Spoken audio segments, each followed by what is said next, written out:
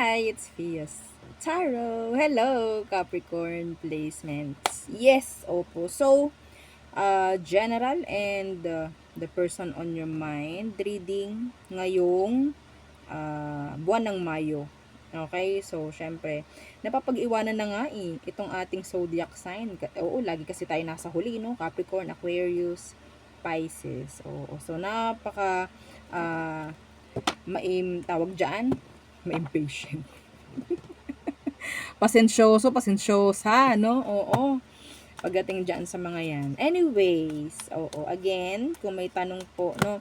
Pagdating po sa private reading, sa ating mga charms, mag-message na lang po. Ha? Okay? Okay. So, yan. Cord cut, 2-in-1, Love and Money bracelet. What? Mga evil eye protection. So, ito yung bago natin. Ang atin pong ring with lock. Okay, hindi lang siya for protection. Sa mga naiinis ha, sa ating intro, you can skip the video. Wala bang skip sa mundo nyo? Ha? Wala bang skip? Oo. So, again, yeah, yung ating charm spray, yung ating oil, yan. Available po yan. Tsaka yung pang-alis po ng third party. Okay? So, let's see. Let's start the reading for your Capricorn placements. Okay. Okay. Concern. Anong kumukot-kot? Oo, sa utak nyo ngayon. Something. Tingnan natin later on. Okay. Gift. Gift. Could be literal na regalo, no? Pwede dumating ngayong Mayo. Despair. Let's see. Okay. Privileged lady. Nasa ibabaw po ng ating deck. The privileged lady. Okay, let's see. What's with this concern? Concern. For Capricorn, concern.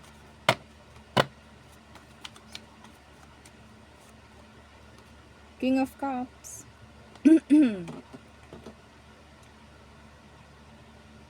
The emotions. Ang magti-trigger. Ang mati-trigger dito is emosyon.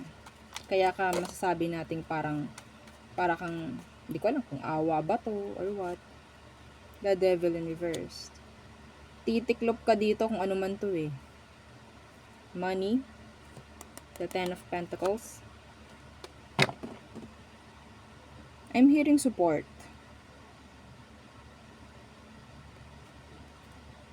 Okay.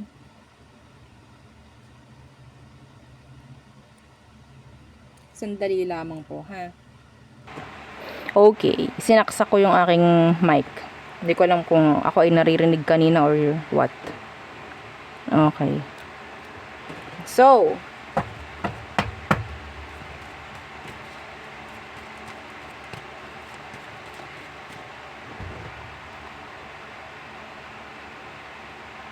iniisip ko tong tong concern.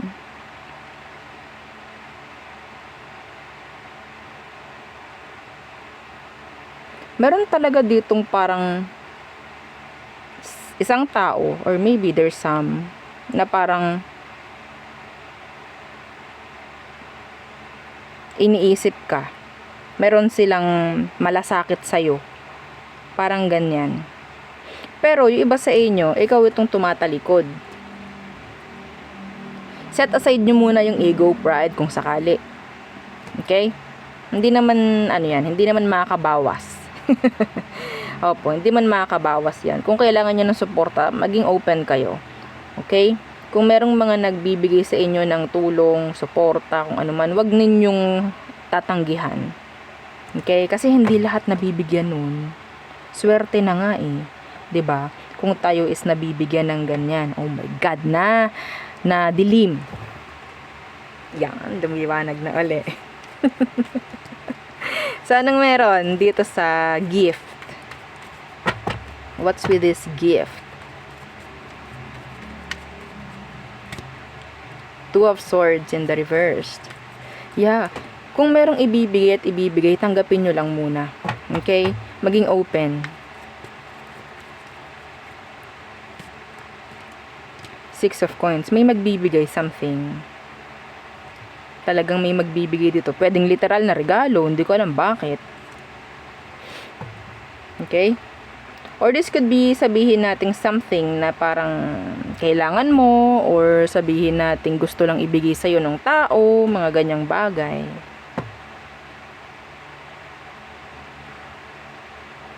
Okay? So, what's with this despair?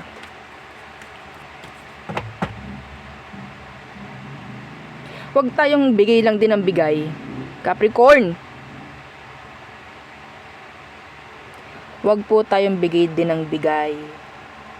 Kasi nakikita ko rito, yung mga bigay ng bigay, hindi rin naman, sabihin nating, may mga nawawala, may mga naaalis sa'yo. Yung iba dito, hindi pa balanse pagdating sa'yo. Minsan may galit pa, minsan sasabihan pa ng ganito, ganyan, kulang, ganito, bakit kay ganyan, bakit sa akin ganito. Something like that. Ha? I don't know. Some of you, kailangan nyo sigurong sabihin nating piliin na rin. No? Kahit ayaw nating mamili, no? Kung sino man yung ating bibigyan. Pero parang ngayon, kailangan na. Ngayon, parang kailangan na. So, ano tong meron sa despair? Temperance in reversed. Meron ditong sobrang parang hindi ko alam kung meron kang fire sign sa iyong birth chart.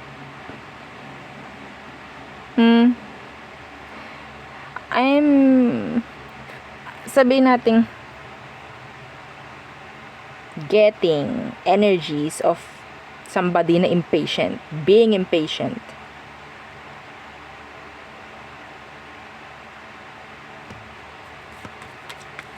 Kasi parang merong gustong mangyari sa buhay niya pero hindi nangyayari. Meron din dito talagang hindi marunong maghintay or hindi marunong magpasensya. The Chariot in reverse. Sagittarius, Cancer.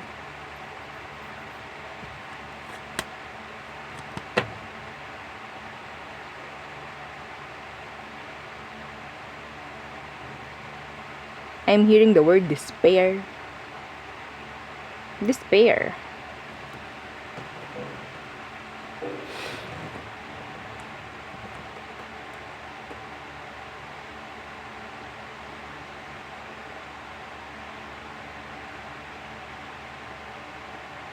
Meron din dito hindi nakaka-move on. Yun nga, pwedeng Cancer, pwedeng Sagittarius. Meron din ditong hindi na okay pagdating sa work. Sino dyan? Comment. Resonate. Sino dito ang walang, sabihin natin, hindi okay pagdating sa trabaho? Comment resonate. Sino yon? Sino sa inyo? Tingnan natin po kung anong meron. Kung anong gabay ang maibibigay. Okay, may binato. 10 of Cups in reverse. Sabihin natin yung iba dito talagang hindi na lang din masaya sa kung anong meron sa kanila. Gusto lang merong nangyayari. Siyempre, sino bang hindi, no? Sino bang hindi? Pero ang nakikita ko dito, meron ditong sobrang parang inip na inip. Hindi pwede yung inip, no? Hindi pwede walang naging successful na hindi talaga nagsuffer or sabihin nating dumaan sa paghihintay. Kung ikaw itong mainipin, ang success malayo sa'yo. Maniwala ka sa akin. See? This is the success. So, kung ikaw itong parang sobrang mainipin, isipin mo na lang ha, sample na lang sa pila. 'Di ba? Ayokong pumila diyan, ang haba. Pero kaya pumipili yung mga tao, sabihin natin may makukuha silang okay, may makukuha silang benefits. Ayokong pumila diyan. Yeah. Ayoko, nakakainip diyan. Tapos kapag okay na, nakita na doon sa tao na meron na silang nakuha, ay sayang no, hindi ako pumila.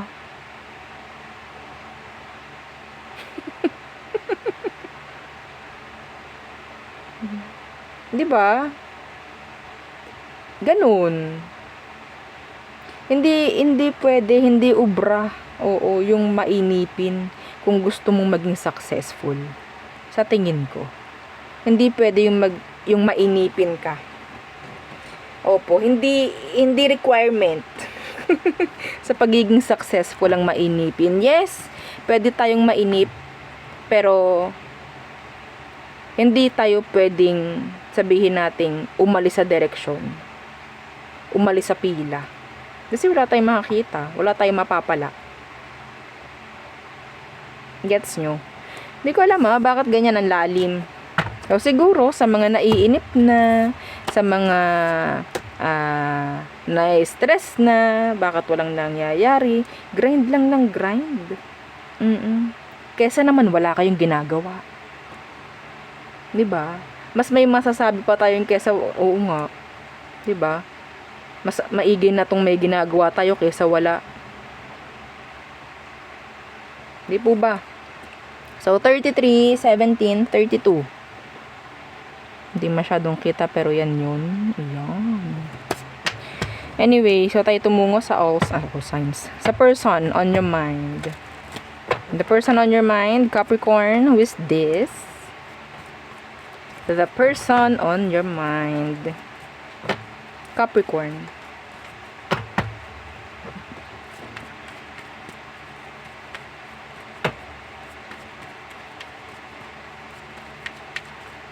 Okay. Ace of Swords in reverse, pwedeng wala kayong komunikasyon sa ngayon, hindi kayo nag-uusap, hindi maganda ang komunikasyon, pwede. Okay, some of you, this could be an aqua or an air sign, Gemini, Libra, Aqua. Ace of Swords in reverse, the 9 of Coins in reverse, merong naghahabol dito. And I think this person, siya yung naghahabol, Capricorn. May nakikipagbalikan Hindi ko alam kung merong block na mga mensahe, may mga block pagdating sa messages.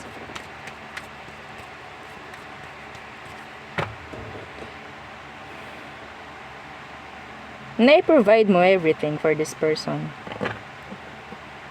Nasanay yung tao. So, nung nawala ka, hala, anong gagawin ko? Something like that. Okay? Hala, ano nang gagawin ko? Wala na si Capricorn. Sino na magbabayad sa sasakyan ko?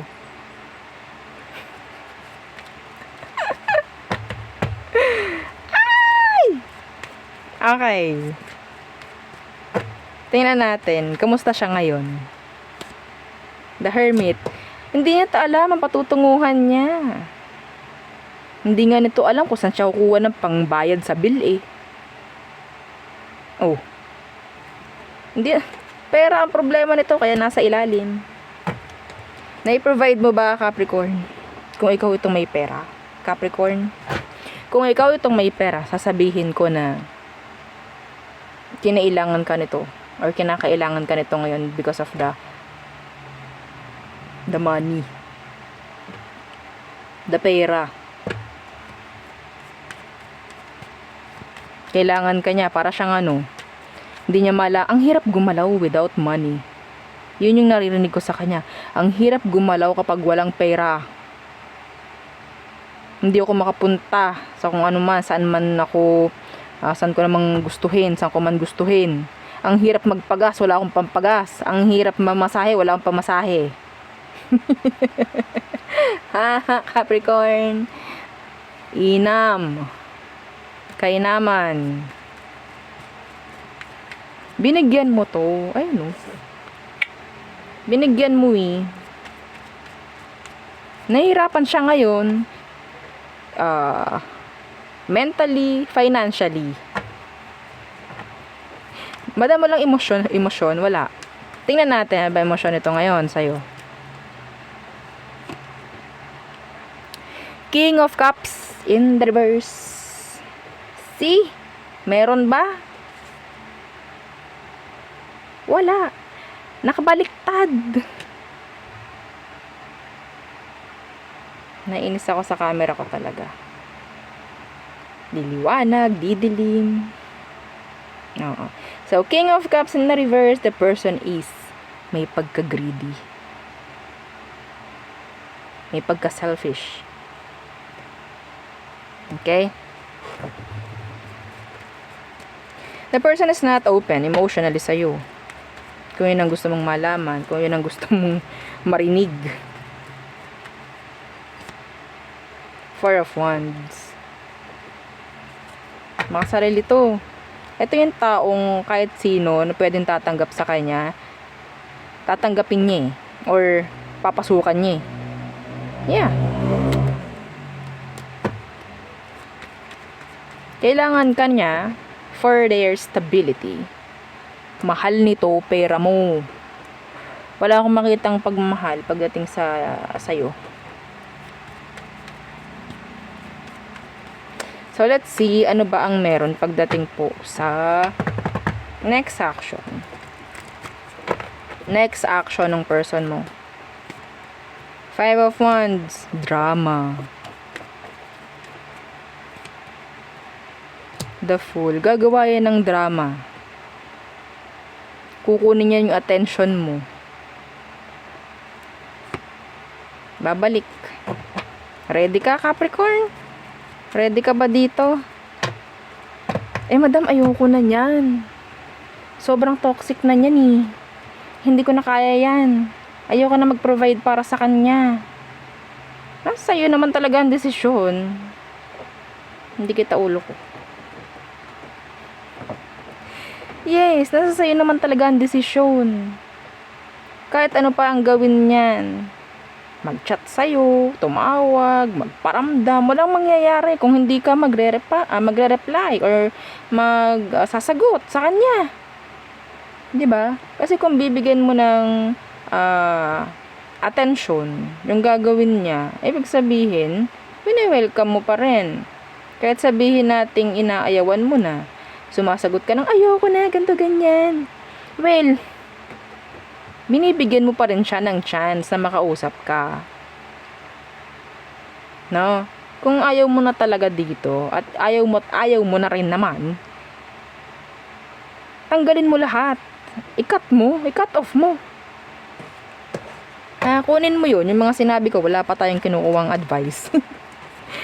Okay? So, anong advice for you, Capricorn? Para sa situation nyo na to. Yeah, Four of Cups. Ignore the person. Ignore. Kahit meron pa yung ibigay kung ano man. Peace offering, whatsoever. Bilhan ka ng fishball. Diba? Hindi mo na dapat yung tanggapin. Just ignore. Ignore.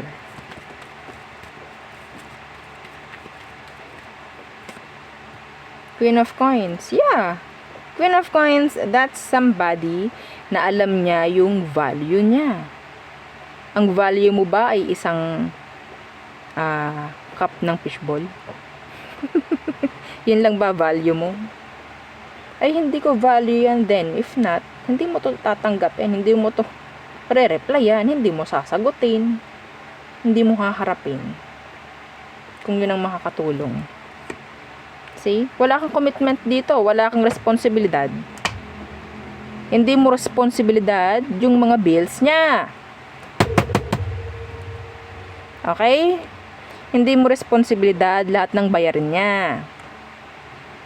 Hindi mo siya responsibilidad. Ha? Madam, bakit kayo nagagalit? Ikaw ba, hindi ka ba nagagalit dito?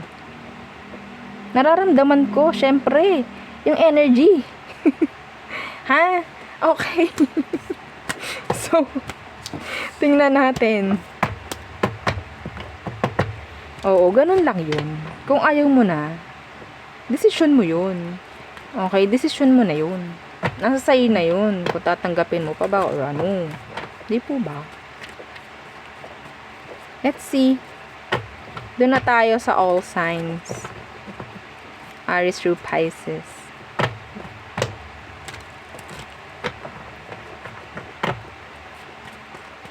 Okay. Aries, guarded. Nandyan yung energy ng I don't know, like pagmamataas. Meron sa kanilang ganon. Taurus, they need you. Gemini, they're hiding from you, or maybe they're hiding something from you. Cancer, hot and cold. Pwedeng may tinatago si Cancer, kaya ganyan siya, nagpa-fluctuate yung kanyang emosyon or energy pagdating sa'yo. So, Leo, they can't avoid you. Virgo, they want communication, they want something from you. Libra, si Libra hindi na siya para maghintay. They're like tired. Physically, mentally, emotionally tired. Scorpio, meron dito mga hindi pagkakaintindihan, hindi pagkakasundo, mga ganyang bagay. Hindi kayo nagkakasundo ni Scorpio. Okay? So, Sagittarius, a decision. Pwedeng gagawa ng desisyon or pagpili si Sag. Capricorn is a juggler. Okay, so Aquarius, they're longing for you. They are sad. Some of them, they're trying to mirror you. Pisces, they are stalking. They are watching you. Keeping tabs on you. So there, yun ang aking reading for you, Capricorn placements. Again, please don't forget to like, share, and subscribe, and follow our FB page, and send natin pong YouTube channel na nasa description box below. Again, thank you. Goodbye.